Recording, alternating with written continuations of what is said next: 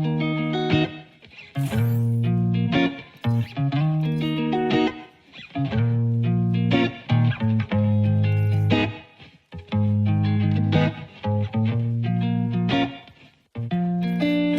gecede vərəqi qaraladım, bastım yaramın üstünə. O necə də gözəl xatırlar, düşün və tütünü tüstülər. Sanırdım unutmuşam, bədənim əsdi, gözlərimdə qəm.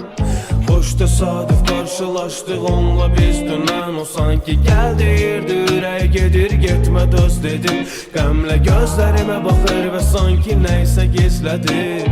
Darıxmışam, qışqırdım, o getmişdi. Bugün də həmin yerdə, həmin vaxtda mən onu gözlədim.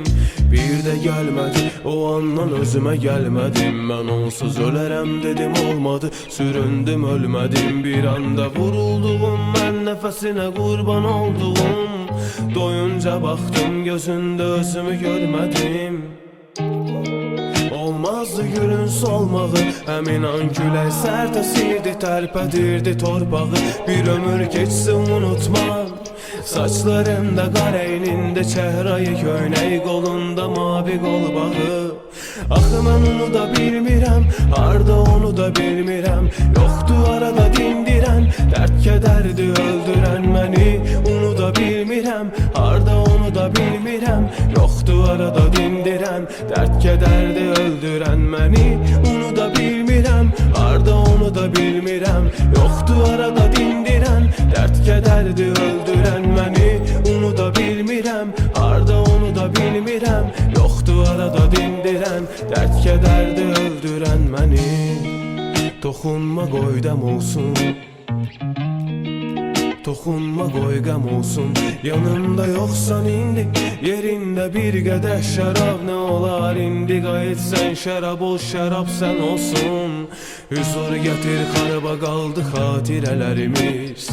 İzini itirdi və qalan xatirələr biz. O baxıb bəslədin bağın yerinə bataqlı var. Pəncərədə qurudu güllərin, nə lalə qaldı, nə nərgiz. Bilirdim dünən gördüm, sadəcə son görüşdü.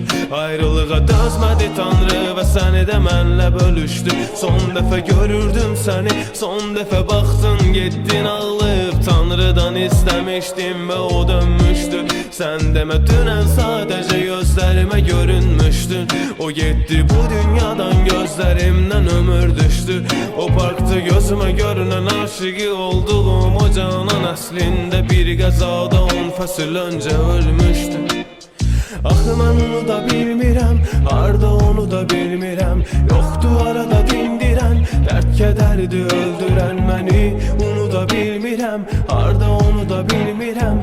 Yoxdu arada dindirən, dərd kədərdi öldürən məni. Onu da bilmirəm, harda onu da bilmirəm.